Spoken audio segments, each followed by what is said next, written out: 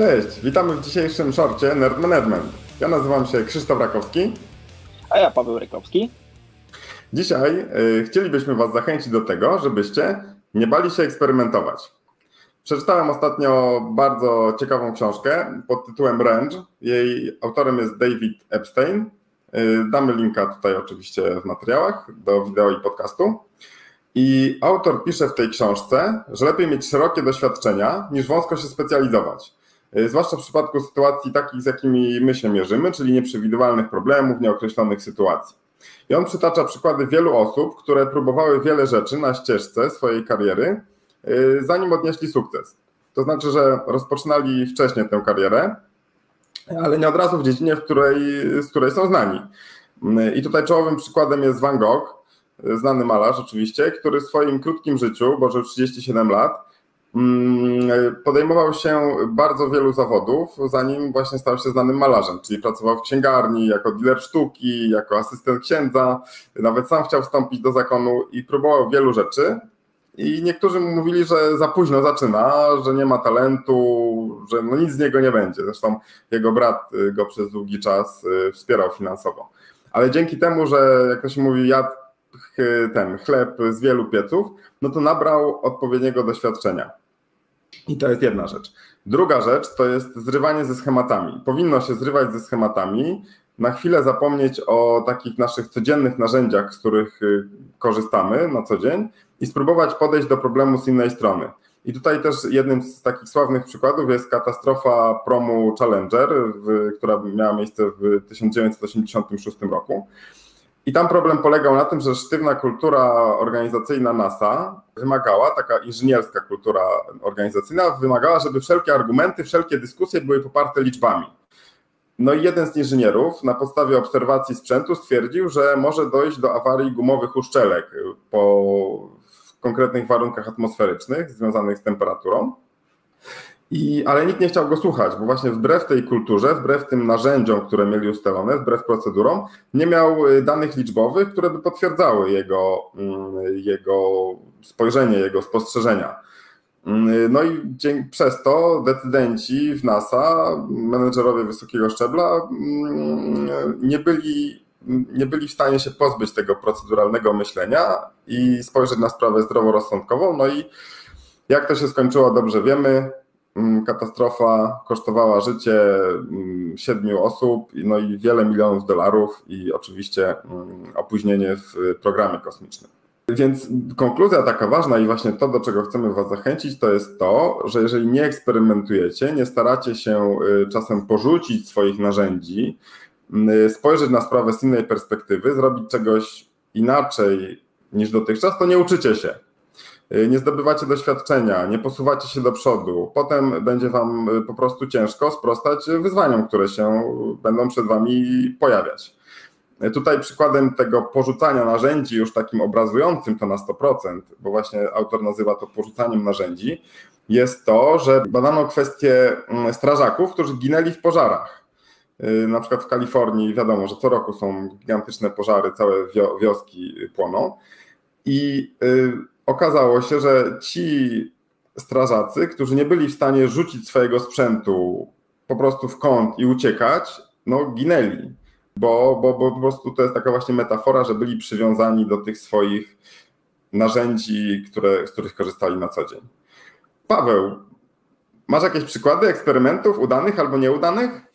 No zdecydowanie, bo to, co powiedziałeś, jest bardzo mądre i bardzo takie praktyczne, że tak przywiązanie do tego, do naszej pracy, to jak robimy różne rzeczy, może nas bardzo zniszczyć wręcz, zaprowadzić tam, gdzie być nie chcemy i przede wszystkim zamiast się rozwijać, będziemy się cofać. Z takich rzeczy, eksperymentów moich udanych, no to takim zdecydowanym eksperymentem, który przyniósł nam potężne korzyści i sprawdza się naprawdę już ponad 2 lat, to już wspominany wcześniej Event Storming, to wyświetli Wam się odcinek o Event Stormingu, jeżeli go nie widzieliście, to gorąco zachęcamy, bo to był eksperyment, bo jak można inaczej nazwać sytuację, kiedy bierzemy ludzi z biznesu, bierzemy ludzi z IT, zamykamy ich w jednym pokoju, dajemy im kartki i długopis, a zanim wejdą do tego pokoju, wyrzucamy stamtąd wszystkie krzesła, stoły i przyklejamy jakąś wielką kartkę papieru. To był totalny eksperyment i efekty były super, bo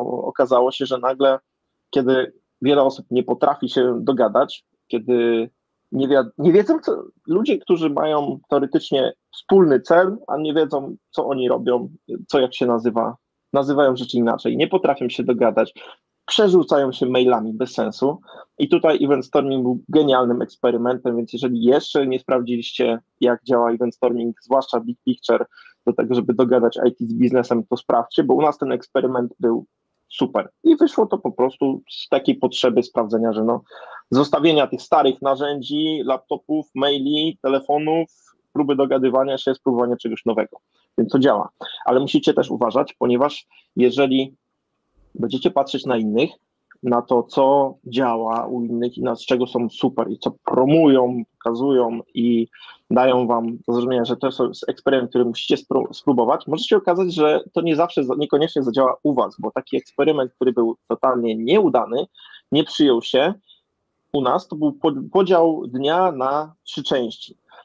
Tak zwany biznes w 3 celach, jeżeli wiecie, o czym mówię, podlinkujemy. To szkolenie biznesowe ze świata marketingu, jednak w IT się to u nas nie sprawdziło, ponieważ chodzi o to, żeby podzielić sobie dzień na 3 części, gdzie pierwsza, największa część dnia jest po to, żeby pracować nad rzeczami, które przyniosą kasę, przyniosą nam korzyści dla firmy, wszystkie OKR-y i tak dalej.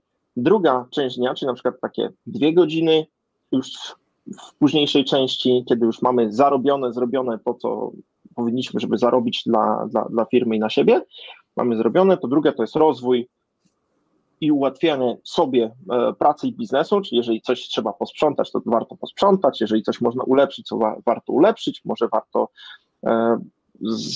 jakąś część aplikacji czy systemu po prostu zmienić, przepisać, to jest na to czas i ostatnia godzina jest na rozwój własny, czyli na to, żebyście mieli czas na to, żeby przeczytać książki, rozwinąć się, zrobić jakieś szkolenie i tak dalej.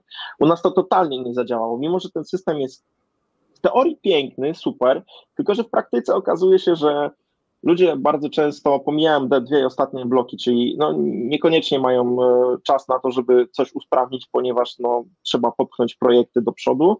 Niekoniecznie chcą, bądź mają nawet pomysł na to, jak sami mają siebie rozwijać. Tutaj mieliśmy też wyzwania, ale to na innego shorta, żeby znaleźć szkolenia dla ludzi, czy zagospodarować tą przestrzeń, gdzie oni mogą się szkolić. I się okazuje, że to po prostu totalnie nie zadziałało, więc coś, co działa u kogoś, niekoniecznie zadziała u ciebie. I pamiętaj o tym, bo nie ma sensu. Jeżeli coś działa, to super. Jeżeli nie działa, to też super, bo to znaczy, że zrobiłeś eksperyment, a bez eksperymentów zginiesz. Tak, to trzeba sprawdzić. Mogę się podzielić 2 eksperymentami, jednym udanym, jednym nieudanym, które przeprowadzamy teraz właśnie w kontekście pracy zdalnej, w której zmieniły się nasze realia w przeciągu ostatniego roku. Jeden eksperyment, który moim zdaniem udał się całkiem fajnie, to jest to, że większość z nas nie lubi spotkań, a szczególnie już deweloperzy nie lubią spotkań, a jeszcze bardziej spotkań, na których menedżer pokazuje jakieś cyferki i omawia wyniki finansowe. Niemniej jednak niektórzy są tym zainteresowani. Ostatnio otrzymałem informację, podsumowaliśmy sobie Black Friday zeszłoroczny, który poszedł nam naprawdę świetnie, to był najlepszy Black Friday w historii EMAG. Ale stwierdziłem, że jeżeli zwołam takie spotkanie, na którym wszyscy będzie trzeba znaleźć jakiś termin ten sam, żeby to wszystkim pasowało, to raczej ludzie nie będą zadowoleni. Więc zrobiłem eksperyment, nagrałem wideo fajne z prezentacją, z dodatkowymi informacjami i ten eksperyment się udał, bo większość osób, które narzekały zawsze na niepotrzebne spotkania, byli bardzo zadowoleni taką formą. Więc to był eksperyment, który się udał, ale też mamy na przykład nieudany eksperyment. Staraliśmy się w jakiś sposób zastąpić kuchnię biurową, żeby osoby, które normalnie wiecie jak to jest w biurze, w kuchni zawsze jest centrum wymiany informacji, ploteczek, informacji o projektach, jakiegoś takiego podtrzymywania relacji międzyludzkich.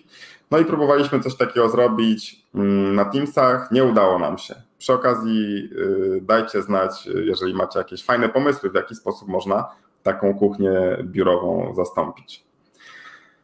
To co, Paweł, chyba możemy podsumować. Najważniejsze moim zdaniem to jest do czego chcielibyśmy Was zachęcić, to eksperymentujcie, bo jeżeli nie będziecie eksperymentować, nie będziecie próbować nowych pomysłów, nowych rozwiązań, to nie dość, że nie będziecie mieli tego doświadczenia, które pozwoli Wam w przyszłości sobie poradzić z różnymi problemami, no to będziecie się cofać. Po prostu nie będziecie się niczego uczyć, nie będziecie nabierać doświadczenia. Dokładnie, zdecydowanie lepiej jest żałować chwili, czy na przykład mieć stracony tydzień, niż zastanawiać się, co by było, gdyby. Lepiej się dowiedzieć i sprawdzić. I pamiętajcie, to, co działa u innych, niekoniecznie zadziała u Was. Dziękujemy Wam za wysłuchanie tego shorta i do zobaczenia za tydzień we wtorek. Cześć! Cześć!